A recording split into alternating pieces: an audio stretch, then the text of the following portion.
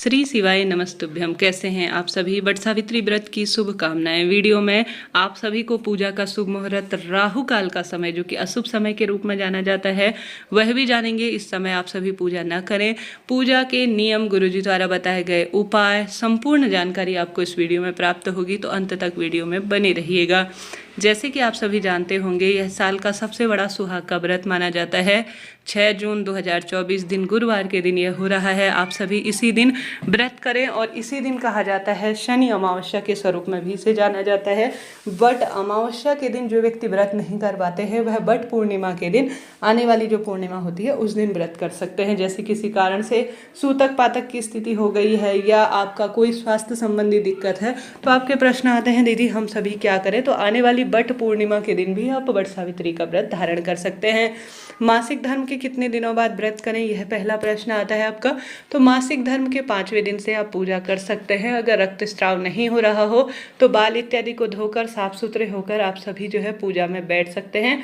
अगर मासिक धर्म है, तीसरा, चौथा, दूसरा दिन है और तो आप सभी जो है पूजा में नहीं बैठ सकते हैं, बल्कि व्रत तो आप सभी धारण करेंगे।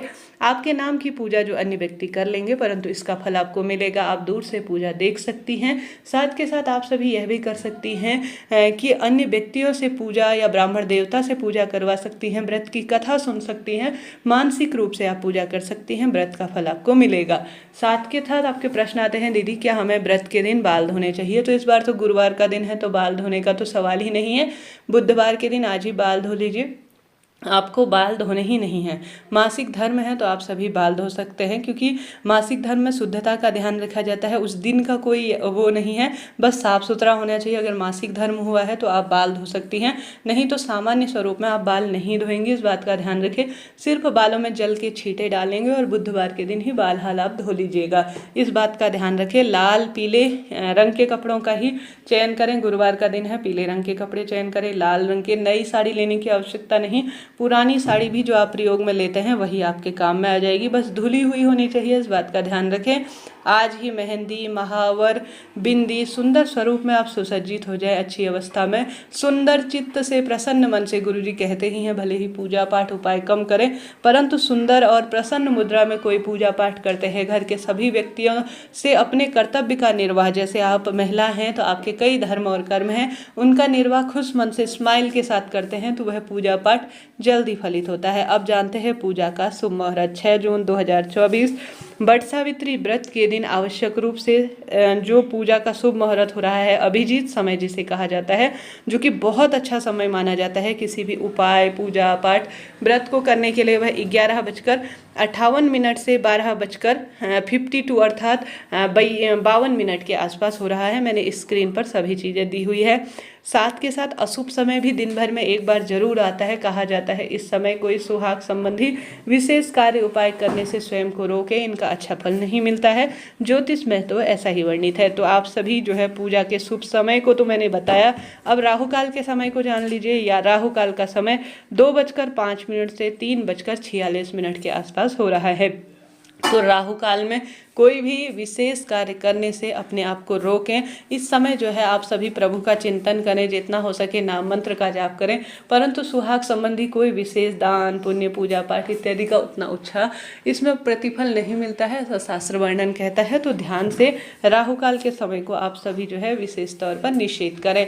आप सभी जितना संभव हो, इन दिनों गर्मी चरम सीमा पर है, सुबह सुबह ही पूजा कर ले ब्रह्म मुहूर्त में तो भी अच्छा ही रहेगा, 7-8 बजे तक। नहीं तो जो मैंने अभिजीत मुहूर्त बता रखा है उस मुहूर्त में भी आप अपनी पूजा आराधना कर सकते हैं। परंतु राहु काल में जितना आपसे संभव हो, अगर आपको याद रहती हैं चीज़ें, आप मानते हैं इन चीज़ को, तो राहु काल में पूजा अपनी ना करें। ठीक है जी, यह बात हो गई। इसके बाद आपके प्रश्न आते हैं दीदी हम सभी क्या करें, कैसे अपनी पूजा आराधना को संपन्न करें, कैसे अपने जीवन को समृद्ध बनाएं ताकि पति और बच्चों की दीर्घायु हो और सदा ही खुशियों की बरसात रहे और हमेशा ही जो है जीवन में प्रगति रहे। इसके लिए आप सभी को विशेष मैंने 2 उपाय पहले ही बताए हैं। एक तो उसमें चने की दाल का उपाय है, उसके बाद एक घर पर ही किया जाने वाला बहुत सुंदर जो है शिवलिंग का उपाय है, जो कि आपके जीवन में समृद्धि देगा, खुशियाँ देगा और परिवार में हर कार्य कार्य में उन्नति देगा। पितरों की तिथि है बट अमावस्या, साल के सबसे बड़े दिन के रूप में जानी जाती है। पितरों के निमित्त लंबी बत्ती का दीपक आप सभी को इस दिन जरूर से जलाना चाहिए।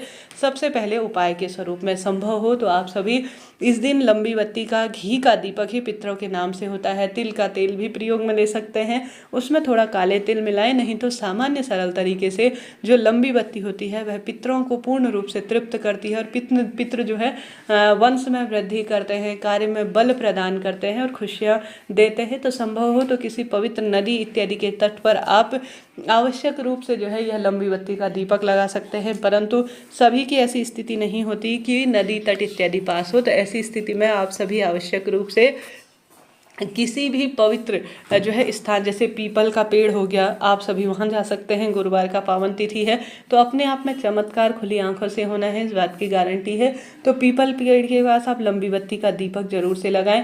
पीपल पेड़ दूर है तो आप सभी घर के दरवाजे पर, हे पितृ देवता मेरे घर पर आए और जीवन में समृद्धि करें और आपके नाम का मैं यह प्रकाश ज्योति लगा रही हूँ, ऐसी प्रार्थना करते हुए लंबी बत्ती का घी का दीपक घर के दरवाजे पर लगा सकते हैं। नहीं तो घर पर जो मटका होता है उस स्थान पर आप लगा सकते हैं। कुल मिलाकर इन स्थानों में से किसी भी एक स्थान पर लंबी बत्ती का दीपक पितरों का स्मरण करते हुए आपको जरूर से लगाना है।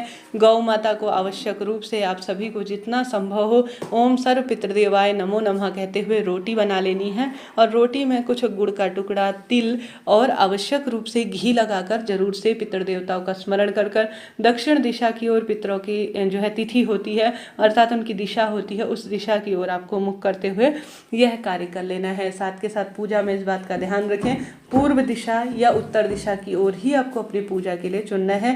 भूलकर भी पूजा में जो वट सावित्री की पूजा होगी उसमें दक्षिण दिशा की ओर आपको मुख नहीं करना है।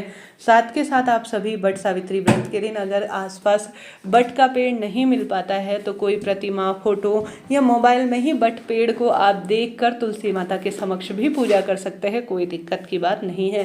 प्रश्न आते हैं दीदी हमारे वट के पेड़ की हमें कितनी परिक्रमा लगानी चाहिए? तो दाहिने हाथ से शुरू करते हुए आपको हमेशा या तो 7 परिक्रमा या 11 या 21 परिक्रमा लगाने का शास्त्रों में विधान है।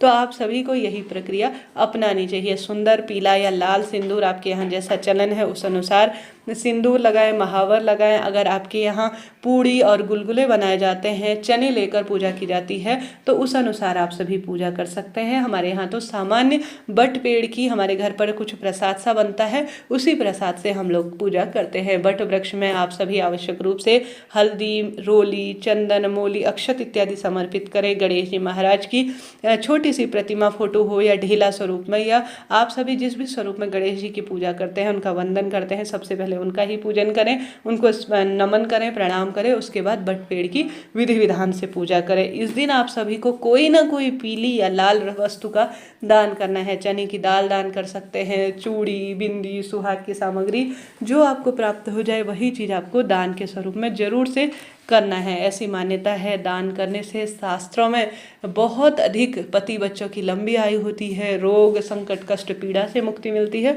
और दुख दरिद्रता परिवार से कोसों दूर रहती है। तो इस तरह से आपको कार्य करना है पूरे दिन पूजा पाठ करते हुए। और आप इस व्रत में कठिन व्रत नहीं है, चाय पानी पी सकते हैं।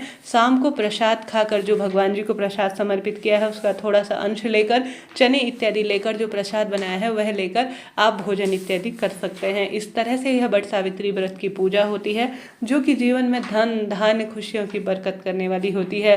वीडियो उपयोगी और चैनल उपयोगी रहते हैं तो लाइक करें, शेयर करें। कोई भी प्रश्न हो तो आपका अपना चैनल है, पूछ लीजिएगा। माता रानी महादेव आपकी खुशियों के भंडार भरे, यही प्रार्थना।